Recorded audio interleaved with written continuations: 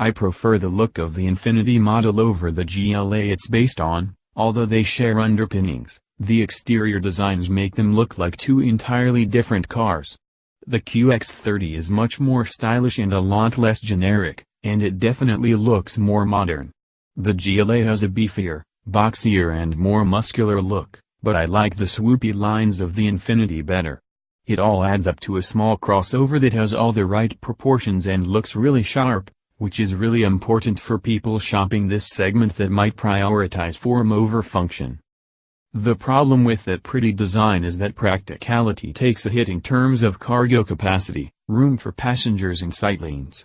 One of the biggest drawbacks of the QX30 is that it's really hard to see out of. The blind spots are huge, the windows are tiny, and even the windshield is so swept back that it doesn't give drivers a lot to work with.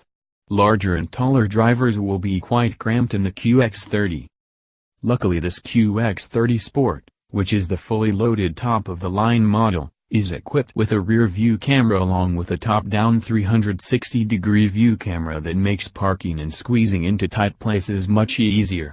There are also sensors that help, and the system is smart because if it detects something in front of the car as you're slowing down to a crawl, it turns the camera on automatically, which is useful when you drive nose into a parking spot.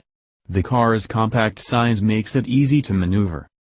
The QX30 is powered by a 2.0-liter turbocharged 4-cylinder engine that outputs 208 horsepower and 258 pound-feet of torque.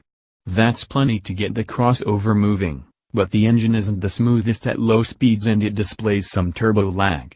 At highway speeds, however, the engine exhibits Ryan Gosling smoothness.